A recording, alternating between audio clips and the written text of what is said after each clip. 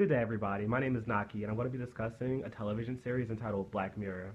So, for those of you who are unfamiliar with Black Mirror, it's a British television series that features a different cast, a different setting, and a different reality as a whole per episode. So, I generally don't like to watch television series because they're a huge commitment, and they're so time consuming. I barely ever get through a full series. But after being assigned to watch an episode of Black Mirror called Be Right Back, I had to see what else the show had to offer because it was pretty different. So as I continued to watch this television series, I began to describe it as the Twilight Zone for technology.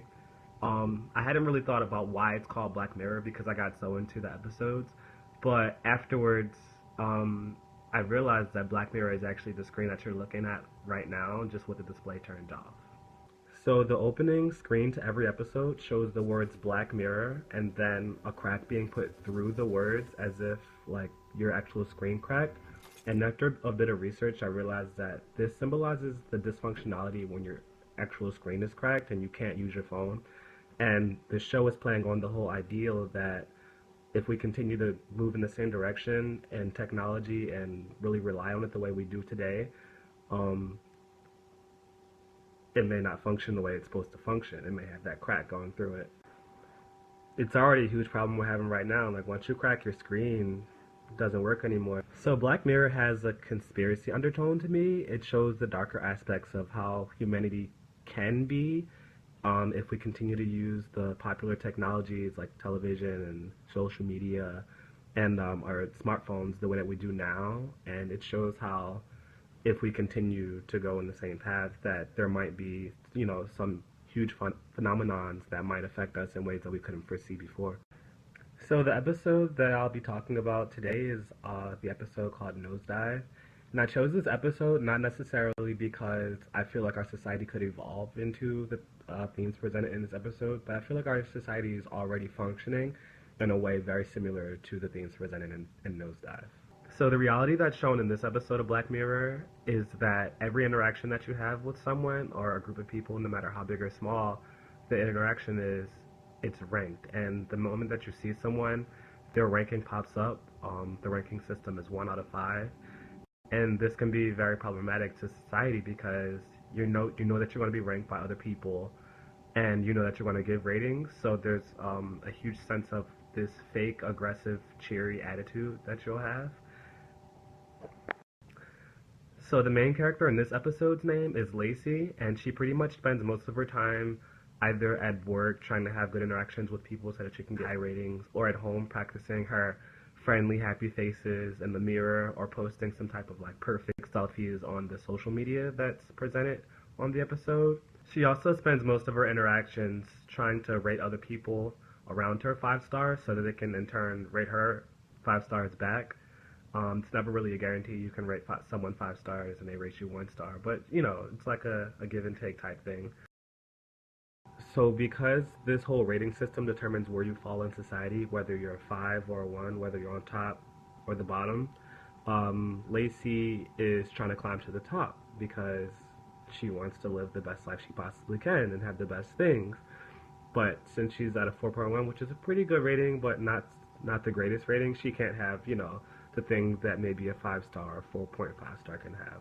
Which wasn't too big of a problem. She was living pretty good on a 4.1, had a good job, a nice house. But one day her landlord comes by and she had offered her 20% off of her rent. But the only way she'd be qualified for the discount is if she had a 4.5 or greater.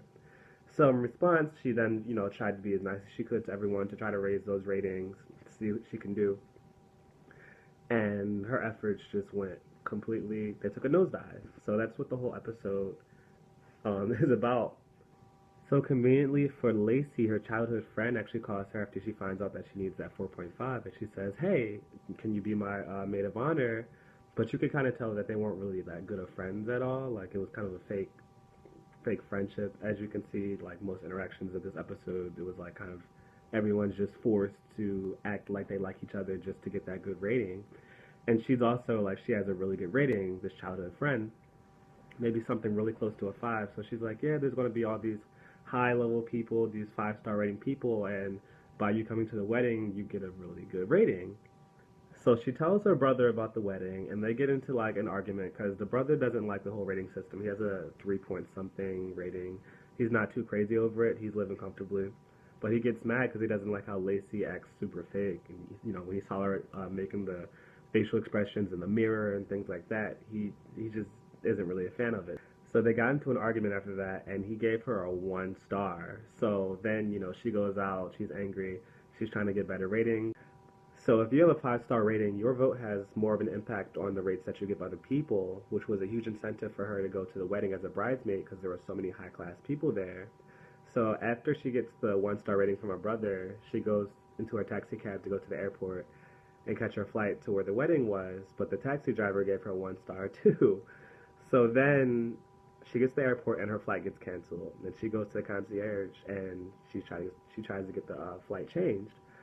Then she says, "Oh, you can't get your flight changed unless you have a 4.2 rating or above," which she didn't have that 4.2 anymore after she got 1 star rated by her brother and the taxi driver.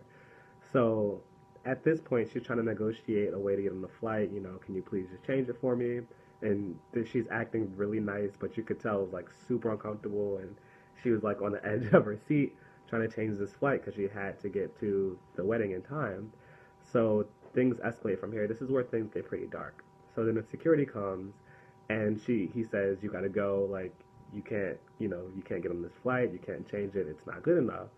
So this is where she kind of loses her cool, and she curses at him or something like that, and everybody looks over and rates her like 1. So her rating goes way down. So in response, she tries to find an alternate route to get to the wedding. So she's like, you know what? If I drive, I can get there by the next day. I'll just make it. So she goes to rent a car, and while she's renting the car, she has like an awkward moment with the cashier at the car rental place. So the cashier rates her down. 2 stars? 2 stars? Wasn't a meaningful encounter. And her rating isn't good enough to get a good model car to drive there. So she has to get an older model car, which nobody really drives. Nobody even knows like what that thing is. So she's driving there and runs out of gas. And she can't get more gas because the pump on the car is not compatible with the gas station's general pump. So long story short, at this point she's desperately trying to get to this wedding to get her ratings back up, but she can't drive there, so she's walking. She's trying to find rides there, and she just runs into unfortunate situation after unfortunate situation, and people keep on downvoting her. So she gets in touch with her friend from childhood, and her friend from childhood sees her rating, and she says, "You can't come to my wedding. Like, how does that look on me?" So that things just go like super downhill from there. Right now, she's at the point of breaking, and then she decides she still wants to go to this wedding. So she goes to the wedding, and she's an emotional wreck, and she tries to pick up the microphone and does a speech. She has makeup running down her face, like she went through it all, and she just makes a huge wreck of it, like breaking things, throwing things, cursing. Everybody's down rating her some more. She can't even go down anymore. So then, after she ruined the wedding, she got arrested, and she saw another cellmate across. The cells were like glass. So she sees the other cellmate, and they start just like cursing each other out. I guess like getting all the emotions, all the true emotions out that they had bottled in before they were on the rating system, because there's no rating system while you're in jail. So it was kind of like, unlike other episodes of Black Mirror, this kind of had a good ending. Usually they have bad endings, but the ending was like she was relieved of all the fake anxiety that consumed her lifestyle, or everyone's lifestyle that consumed society, when she went in jail, because there was no more rating system. So I chose this episode not because it's my favorite necessarily, because it isn't my favorite, but it's more realistic. I can see the themes that are presented in this episode becoming our reality sooner than the themes in other episodes. This episode of Nosedive is obviously playing on our current real-life social media in ways that we use it, where we use the likes and the shares to solidify our existence and things like that. But I couldn't help but think this also reminds me of our current credit score system, because we are all pretty much forced to maintain a good credit score in order to get a good car, good house, good job, And this is much like their whole social system presented in this episode because you're forced to get your likes or your 5 stars in order to get a plane ticket or to get a job or to get your mortgage lowered. So it seems like the same thing as like a credit score to me, only the social aspect, the whole aspect of people validifying you is the main aspect, not necessarily using a credit. I feel that the difference between this episode and other episodes is maybe we should consider the technology that we're using, if it continues to grow, that it'll have negative repercussions as a result of the future innovations. But this episode actually, I feel like, reproduces what we already experience today.